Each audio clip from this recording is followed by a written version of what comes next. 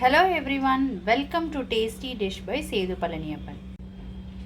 இன்னைக்கு ஒரு healthy and நியூட்ரிஷியஸான பிரேக்ஃபாஸ்ட் சாம்பார் ரெசிபி தான் பார்க்க போகிறோங்க.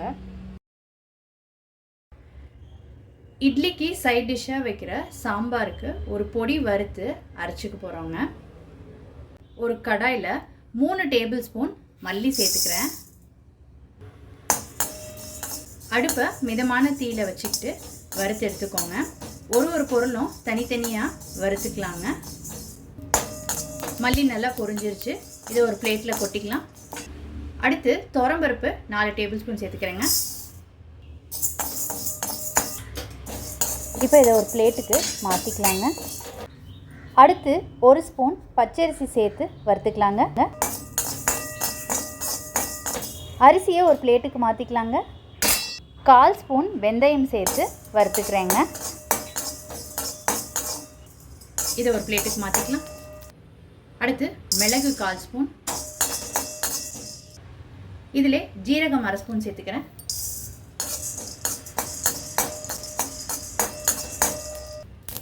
இப்போ இதை ஒரு பிளேட்டுக்கு மாற்றிக்கலாம். இப்போ கடாயில் கொஞ்சமாக எண்ணெய் விட்டுக்கிறேங்க. இதில் 10லேருந்து 12 காய்ந்த மிளகாய் சேர்த்துக்கோங்க. நீங்கள் உங்கள் காரத்துக்கு ஏற்ப கூடவோ குறைச்சோ பார்த்து சேர்த்துக்கோங்க. இதை ஒரு பிளேட்டுக்கு மாற்றிக்கலாம். எல்லாமே வறுத்து ரெடியாக இருக்குது. இது நல்லா ஆறட்டுங்க. ஆறினதுக்கப்புறம் பவுட்ரு பண்ணிக்கலாம். பவுட்ரு பண்ணும்போது கொஞ்சமாக மஞ்சத்தூளும் பெருங்காயத்தூளும் சேர்த்துக்கோங்க. பவுடர் அரைக்கிறதுக்கு எல்லாத்தையும் ஜாரில் சேர்த்துக்கலாங்க. வறுத்தது எல்லாத்தையும் ஜாரில் சேர்த்துக்கிட்ருக்கேங்க. 1/4 டீஸ்பூன் மஞ்சள் தூள், கொஞ்சம் பெருங்காயத்தூள், இது எல்லாத்தையும் சேர்த்து பவுடரை அரைச்சி எடுத்துக்கலாங்க. இப்போ சாம்பார் பொடி அரைச்சி எடுத்துக்கிட்டாச்சு. இந்த பொடி நீங்கள் எந்த வெஜிடபிள் போட்டு சாம்பார் செஞ்சாலும் ஃபைனலாக இதை 1 ஸ்பூன் சேர்த்துக்கலாங்க.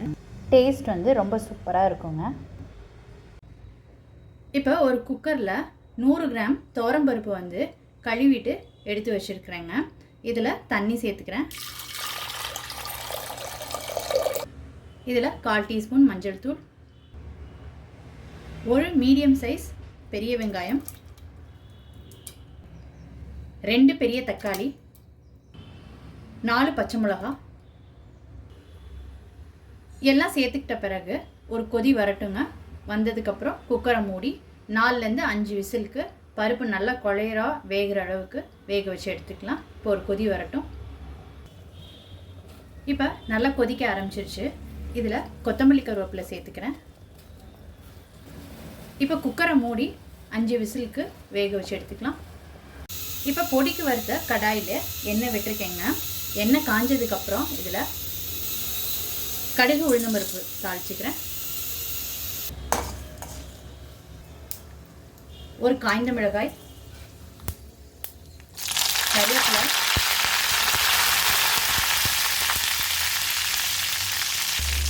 பத்து சின்ன வெங்காயம் சேர்த்துக்கிறேன்.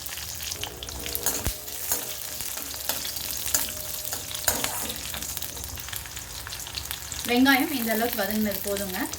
இப்போ இதில் ஒரு கத்திரிக்காய், ஒரு உருளைக்கிழங்கு சேர்த்துக்கிறேன். கொஞ்சம் பீன்ஸு, கேரட், நீங்கள் உங்களுக்கு விருப்பமான காய்கறிகள்லாம் சேர்த்துக்கோங்க.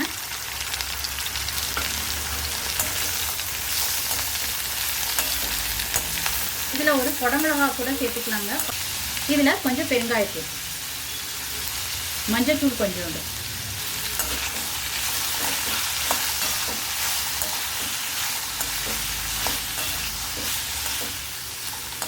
காய் ஓரளவுக்கு வதங்கினா போதுங்க. ஏன்னா திருப்பியும் இதை குக்கரில் சேர்த்து ஒரு சவுண்ட் வேக வச்சு தான் எடுத்துக்க போகிறோம்.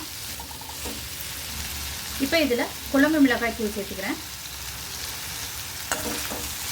1 ஸ்பூன் சேர்த்துக்கிட்டு இருக்கேங்க. வீட்டில் அரைச்ச குழம்பு மிளகாய் தூள். இதில் புளித்தண்ணி சேர்த்துக்கிறேங்க.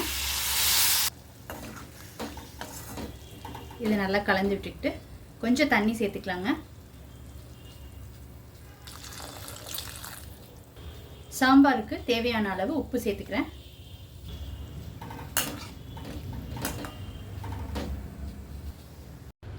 குக்கரில் வேக வச்ச பருப்பு நல்லா வெந்துருச்சு.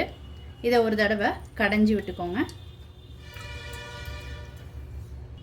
ஏற்கனவே காயெல்லாம் வதக்கி ரெடி பண்ணி வச்சிருந்தோட அதை இதோட சேர்த்துக்கிறேங்க. தண்ணி கொஞ்சம் சேர்த்துக்கோங்க. இதை நல்லா கலந்து விட்டுட்டு உப்பு தேவைப்பட்டால் சேர்த்துக்கோங்க. கெட்டியாக இருந்துச்சுன்னா இன்னும் கொஞ்சம் தண்ணி சேர்த்துக்கலாங்க. உப்பு கொஞ்சம் சேர்த்துக்கிறேங்க. இப்போ ஒரு கொதி வர ஆரம்பிச்சிருச்சு. குக்கரை மூடி 2 விசிலுக்கு வேக வச்சுக்கலாங்க. 2 சவுண்டுக்கு வேக வச்சதுக்கு உருளைக்கிழங்கு கேரட்லாம் நல்லா வெந்துருச்சுங்க. இப்போ சாம்பார் ஒரு கொதி வந்துட்டுருக்குங்க. இப்போ நம்ம அரைச்ச பொடியை வந்து சேர்த்துக்கிறேன் 1 ஸ்பூன். நீங்கள் விருப்பப்பட்டால் சின்ன துண்டு வெல்லம் சேர்த்து கலந்து விட்டுக்கோங்க. இது நல்லா கலந்து விட்டுக்கலாம். சாம்பார் தூள் சேர்த்ததுக்கப்புறம் ஒரு கொதி வந்துடுச்சு. இப்போ ஃபைனலாக இதில் மல்லி இலை சேர்த்துக்கிறேன். நல்ல ஒரு அருமையான ஹோட்டல் ஸ்டைல் இட்லி சாம்பார் வந்து ரெடி ஆயிடுச்சுங்க. ஃபைனலாக இதில் 1 ஸ்பூன் நெய் விட்டுக்கோங்க. டேஸ்ட் வந்து ரொம்ப சூப்பராக இருக்குங்க. நீங்கள் இந்த ரெசிபி கண்டிப்பாக ட்ரை பண்ணி பாருங்கள். Hotel style idli sambar. இந்த ரெசிபி ட்ரை பண்ணிவிட்டு உங்களோட கமெண்ட்ஸை சொல்லுங்கள். உங்களுக்கு இந்த ரெசிபி பிடிச்சிருந்துச்சுன்னா லைக் அண்ட் ஷேர் பண்ணுங்கள் உங்கள் ஃபேமிலி அண்ட் ஃப்ரெண்ட்ஸ்க்கு. Tasty dish by Sethu Palaniappan சேனலை சப்ஸ்கிரைப் பண்ணுங்கள். நோட்டிஃபிகேஷன் பெல்லை கிளிக் பண்ணுங்கள் ஃபார் மோர் வீடியோஸ்.